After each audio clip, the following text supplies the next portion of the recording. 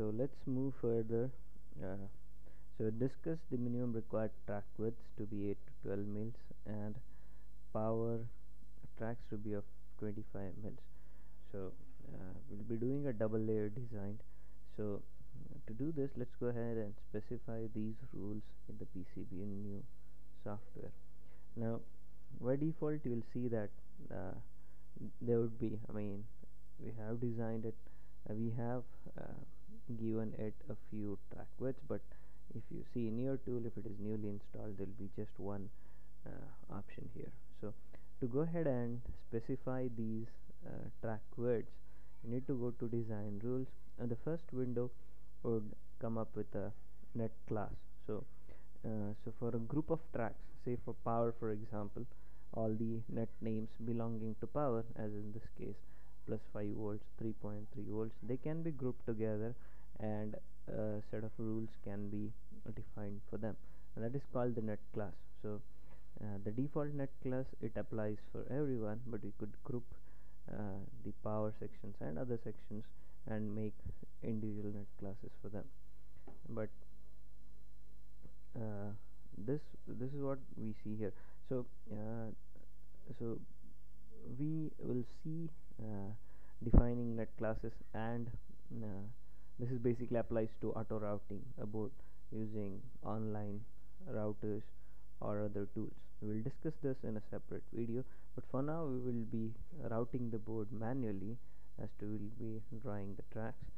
So let us specify rules for that. So the custom track widths are defined under global design rules, and here the 12 which was appearing here, the 12 tracks was defined here. So let us go ahead and also define a few more track widths, say about 15 mils, and we would require one about 20 and other about 25.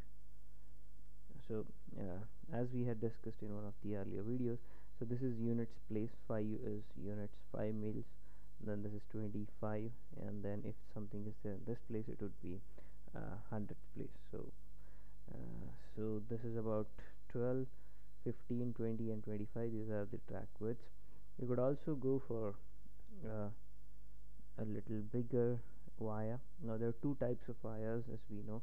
One is the micro wire and other is the normal wire. So usually in hobby boards, we just go for the normal wires, and the default is about 35 mils.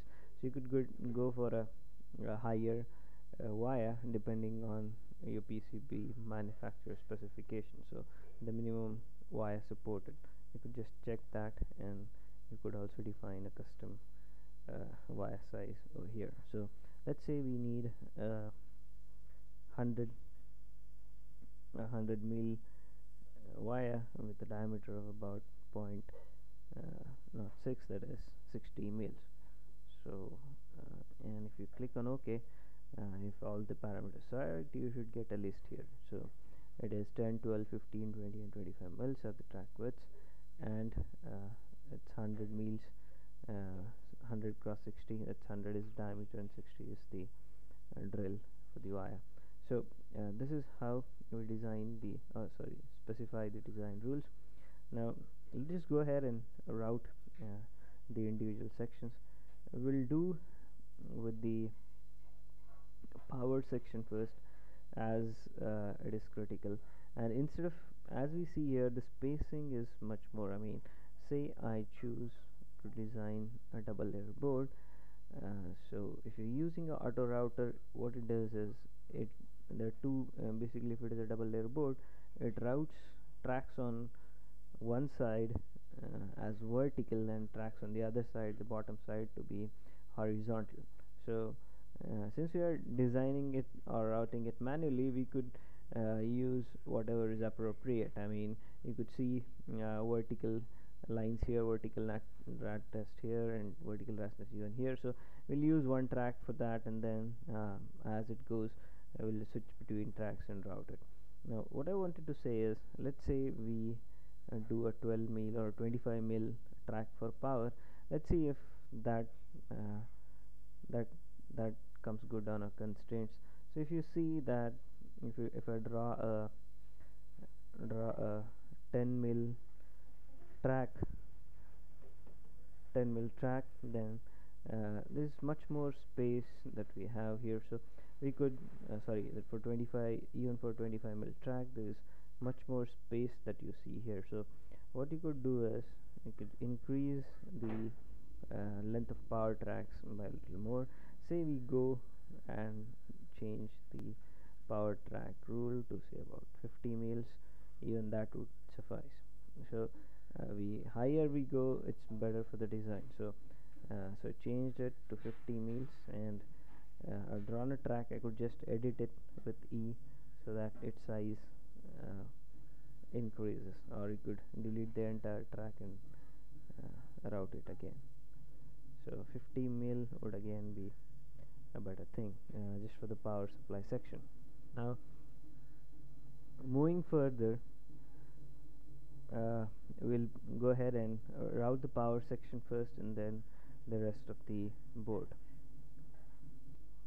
Alright, so let's just go ahead and route the power tracks. So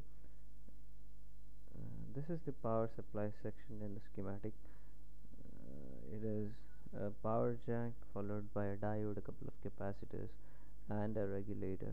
So we'll see if this is in a sequence. So this is the power jack, then this is the diode, then there are a couple of capacitors here followed by a regulator. So all that you see in the red is on the front side, and the green is on the back side. So we need tracks on front side because the surface mount devices will only be on front. Alright, so let's just go ahead, select front, then choose on the track width to be 50 mils. So choose the add track option here, and you can route the wire. Now as we see here, once we connect the track, and the total number of links is 76, one is connected and 75 remain unconnected. So this follows as we route keep routing the tracks. So this is so we need to rotate this particular component, so just rotate it, even this. Alright, so here we have, so we can rotate and place tracks again. So this is the ground tracks, and out of the diode it goes to one of the terminals, goes to input of the regulator. So just follow along, and the 5 volts output, yes, it goes to the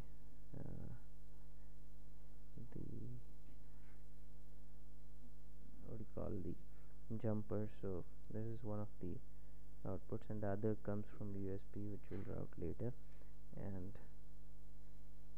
that goes to, now one of the selected tracks, this goes to VCC. So this is the VCC track. Alright, so this again comes from a capacitor and a reset. So that again is a different thing. So let's just complete the connections over here. So it also requires ground path, and I'm switching the layer because we already have red over there.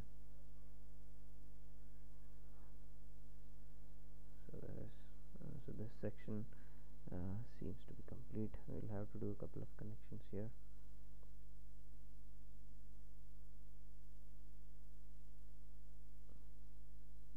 This is between VCC and ground.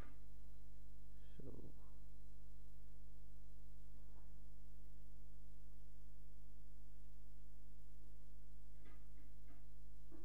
alright, so this is it. Now one of the input, it goes to the power connector as we had seen before, but we'll do that later. Now the VCC output of this goes to the VCC, one of the resistors here, which we could eventually route, but I'll just keep the power supply part here, and we'll go ahead with the microcontroller breakout, and then route the power again with the bigger tracks. So I'll switch the tracks to about 25 mils. Now let's see if it fits in. Yes, so 25 mils is fine, so you can go ahead and route them. But as we see, all the through-hole components, they will have pads on the bottom of the PCB on the back layer. So we'll use a copper track to route these, bottom copper to route these. So it's fairly simple. Just need to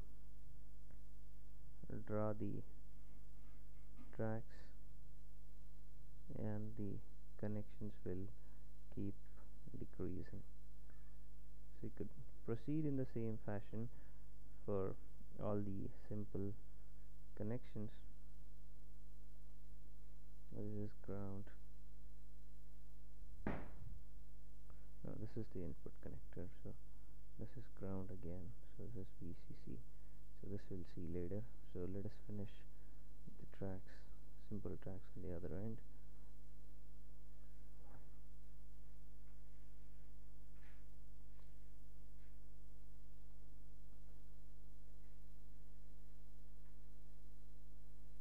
Alright, so I'll just pause the video and do all of these simple tracks.